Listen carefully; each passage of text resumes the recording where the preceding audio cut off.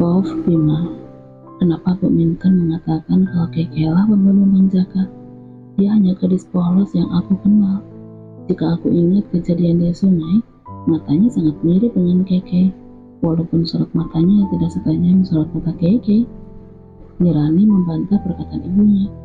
Alasan yang masuk logika, tidak mungkin seorang perempuan seperti Keke bisa membunuh abangku yang bisa yang membela diri. Aku yakin pembunuhnya lebih lihai dan kuat. Jadi benar Keke udah menerima lamaranmu? Ibu duduk di tepi ranjang membaringanku. Iya Bu, aku menghela nafas besar. Tapi kenapa kamu tampak gelisah? Ibu menatap ekspresi wajahku. Aku takut Keke tidak menerima karena bisnis ayah. Suaraku tersekat. Kita akan beritahu Keke secara bertahap. Setelah kalian menikah dan Keke hamil, Ibu yakin dia pasti mengikutimu. Ibu bangkit berdiri. Ibu mau ke kamar Minton dulu, ucap ibu lalu melangkah ke pintu kamar. Mau apa Bu? Tanya aku penasaran. Ibu ingin menghukumnya karena mencoba mempermainkan kita, ucap ibu lalu menutup pintu kamarku dari luar. Apa yang akan dilakukan ibuku terhadap Bu Minton? Kasihan dia jika ibu mencoba mengusirnya atau mengasarinya. Bagaimanapun juga putrinya mengandung cucu ibuku. Aku duduk di tepi ranjang, rasa ragu ingin melihat ke kamar Nirani atau tidak. Entah kenapa, aku sangat penasaran apa yang dilakukan ibu terhadap Bu Minton. Ampun ayah aku, Bu Juni. Terdengar suara Bu Minton berteriak minta ampun kesakitan. Aku mencoba menutup kedua telingaku dengan telapak tangan. Teriakan kesakitan Bu Minton masih terdengar hingga ke kamarku. Sepertinya ayah juga ikut andil dalam menghukum Bu Minton. Aku gelisah, padahal aku udah sering melihat ibu dan ayah mengambil darah gadis-gadis untuk ritual. Tapi entah kenapa semakin lama aku merasa ini tidak wajar. Lepaskan ibuku, lepaskan! Nirani berteriak agar ibunya dilepaskan. Dari suaranya dia pasti menangis. Aku melangkah keluar kamar dan menuju ke kamar Nirani dikurung. Sampai di depan pintu yang dibiarkan terbuka, aku melihat ayah mencambuk Bu Minton seperti yang pernah aku alami. Ibu berdiri di sudut kamar sambil tersenyum sinis. Sedangkan di samping Nirani ada seorang anak buah ayah sedang memegangnya agar tidak mengganggu ayah mencambuk Bu Minton. Ini yang akan kamu dapatkan karena mencoba mempermainkan kami, Minton. Mata ayah merah karena marah. Tangannya terus mencambuk hingga baju Bu Juni robek. Bu Minton robek. Jangan sakit ibuku, jangan. Nirani menangis menyaksikan ibu Minton. Air mata membasahi pipi pucatnya. Kamu masih punya kesempatan, katakan siapa pelakunya. Ibu menatap ke Nirani. Nirani menangis sekuat tenaga melihat ibunya. Lepaskan ibuku. Ayo katakan, siapa pembunuh putraku? Suara ayah sangat lantang. Dasar manusia iblis, umpat Nirani. Ayah semakin marah. Dia melanjutkan mencambuk Bu Minton dan bahkan lebih cepat dari sebelumnya. Bu Minton terbaring di lantai dengan posisi menyamping membungkuk. Dia lemas dan merintis kesakitan. Ayahku tetap mencambuknya. Suara Bu Minton semakin lama semakin tersekat. Kondisinya betul-betul sangat tidak berdaya. Ayah tetap mencambuknya seperti binatang. Pemandangan ini mengingatkan aku saat ayah pernah mencambukku. Mengingat itu, entah kenapa aku merasa ayah lebih mementingkan egonya atau bisnisnya. Apakah aku terlahir dari keluarga yang salah? Makanya jangan coba-coba mempermainkan kami, Mita. Ibu itu bersuara. Pandangan tanpa rasa kasihan terlihat jelas di mata ibu. Cepat katakan, siapa pembunuh Jaka? Ayah berkata namun tangannya tetap mencambuk Bu Minton. Melihat kesedihan Nirani, aku yakin dia akan mengatakan siapa pembunuh Bang Jaka. Ternyata aku salah. Tiba-tiba Nirani menggigit lengan anak buah ayah yang memegangnya. Lalu dia mengambil gelas di nakas dan melemparkannya ke lantai. Dia mengambil satu kepingan gelas kaca yang berserakan. Lepaskan ibuku. Nirani mendekatkan kepingan gelas kaca ke urat nadinya.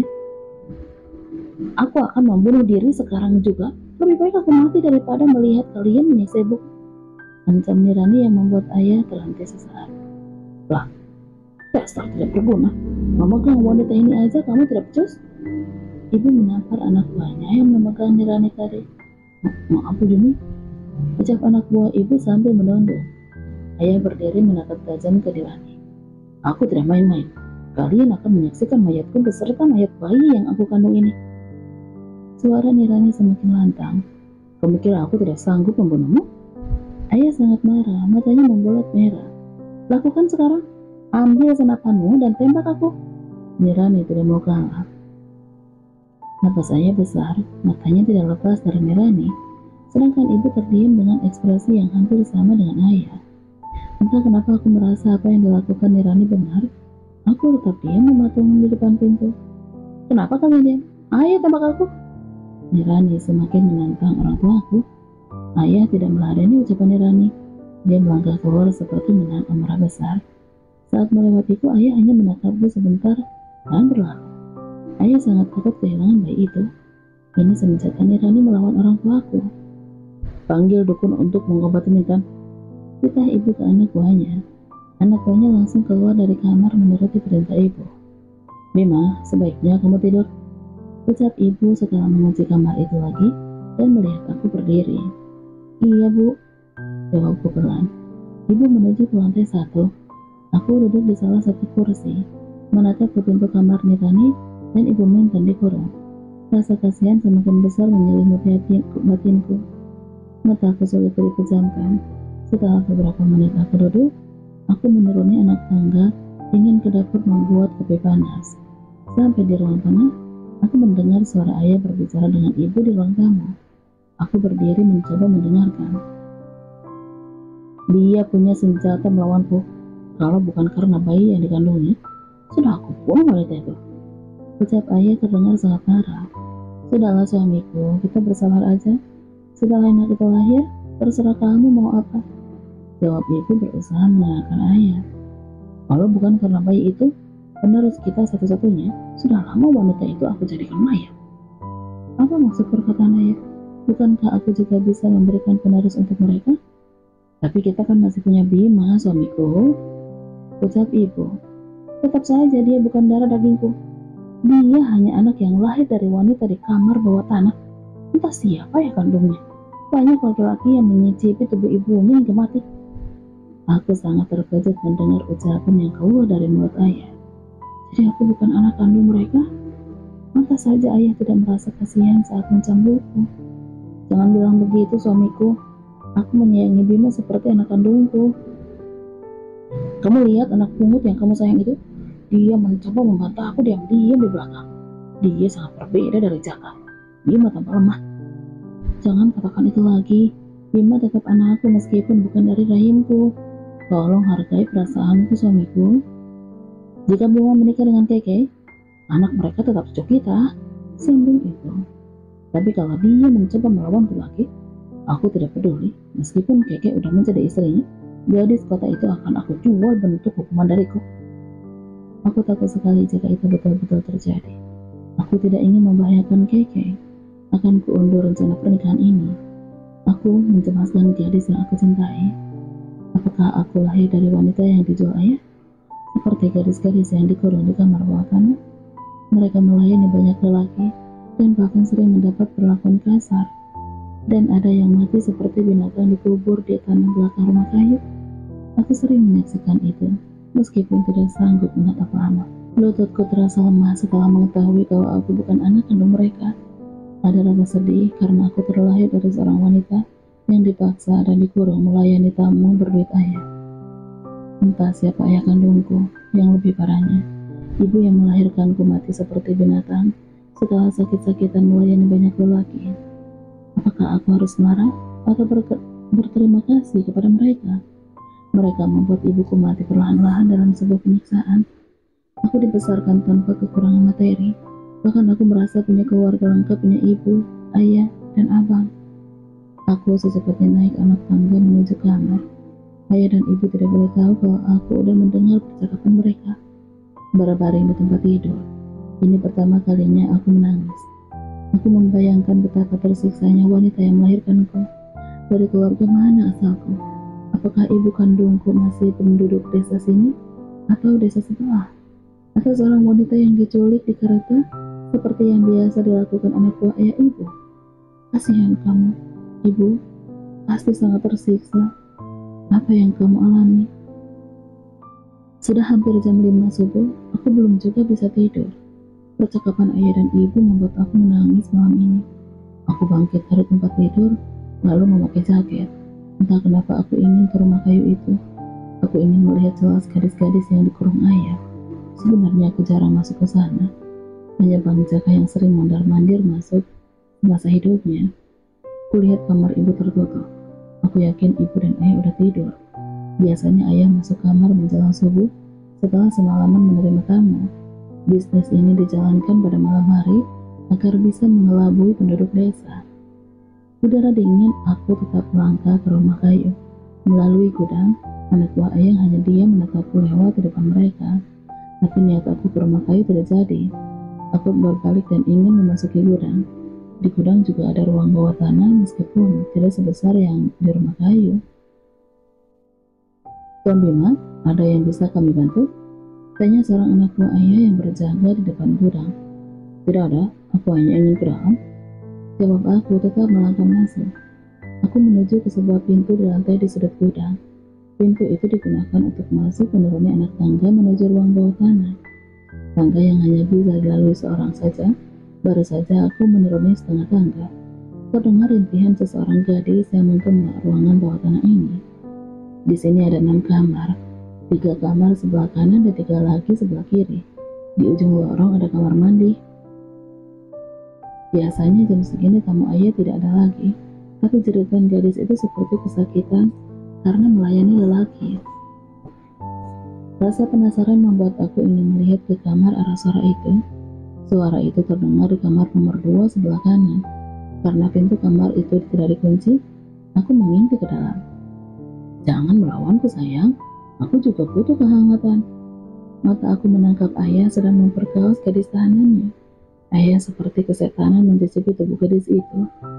Tidak ada rasa kasihan, yang ada hanya nafsu seperti binatang. Aku ingin meninggalkan rumah bawah tanah itu. Aku tidak sanggup melihatnya.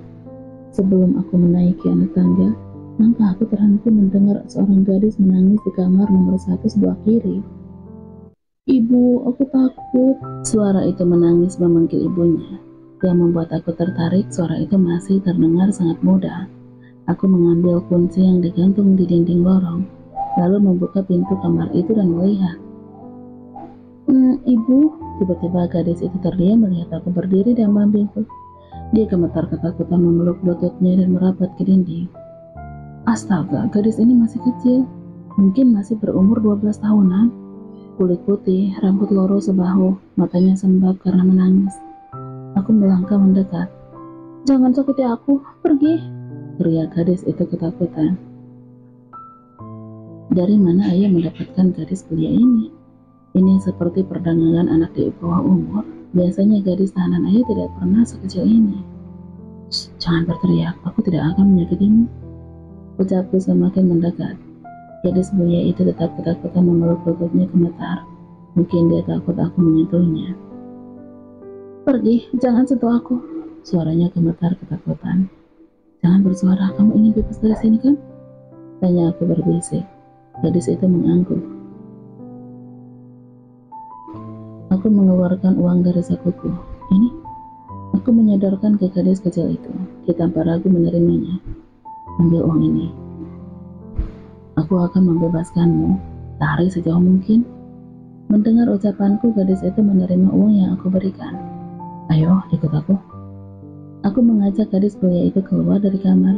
Memastikan aman di sepanjang lorong, aku mengunci lagi pintu kamar dan meletakkan kunci di tempat semula. Dan mengambil sebuah kunci lagi. Aku dan gadis itu melangkah diam-diam menuju kamar mandi di sudut lorong. Ayo, ucapku. Melewati kamar nomor 2, aku lebih hati-hati karena ayah berada di dalam. Rintihan kesakitan gadis yang diperkaos ayah masih terdengar. Entah kenapa aku membayangkan gadis yang diperkaos ayah itu adalah ibu kandungku. Mungkin ini juga yang dirasakan wanita yang melahirkan aku sebelum mati. Di kamar mandi aku menatap ke dinding atas. Ada saluran udara yang bisa dilalui tubuh gadis ini. Aku membuka pintu kecil seperti sel penjara berbentuk persegi yang bisa tembus ke samping gudang. Berdiri di sini, kalau ada yang datang beritahu aku. Ucap aku ke gadis belia itu. Dia menganggukkan kepalanya menjawab. Aku kesulitan membukanya. Mungkin semenjak ruang bawah tanah ini dibangun, pintu saluran udara ini tidak pernah disentuh. Gadis itu berdiri menatapku, wajahnya tegang, sambil sesekali melihat keluar kamar mandi mengawasi. Berhasil. Gadis belia itu tersenyum melihat aku berhasil membuka pintu udara itu. Wajah sedih dan takutnya sedikit dihiasi senyum. Ayo naik. Titah aku ke gadis belia itu. Aku membantu gadis itu naik ke dinding atas. Menggunakan pundakku yang diinjaknya, gadis itu berhasil masuk. Turuti saja arah pintu angin ini, sampai di ujung buka gemboknya. Aku memberikan sebuah kunci kecil yang aku ambil di dinding tadi. Iya kak, jawab gadis itu pelan. Kunci ini kamu letakkan di tanah dekat pintu keluar, biar aku tidak sulit mencarinya. Lagi-lagi gadis itu menganggukkan kepalanya menjawab. Aku akan mengambil kunci itu lagi dan meletakkannya di tempat semula, agar ayah tidak mencurigai aku. Aku menutup lagi pintu udara itu. Melihat keluar kamar mandi, aku ingin memastikan keadaan. Melewati pintu kamar nomor 2, aku masih mendengar resahan ayah, tapi suara gadis yang diperkaos itu tidak terdengar lagi. Apakah gadis itu pingsan sehingga tidak mampu bersuara lagi? Entahlah. Aku menaiki anak tangga. Sampai di depan pintu, aku pura-pura memperbaiki resleting celana, seperti selesai menikmati seorang gadis. Sudah selesai, Tuan Bimo? Tanya salah satu penjaga gudang. Sudah, minta rokokmu. Jawab aku agar dia tidak curiga. Ini, Tuan.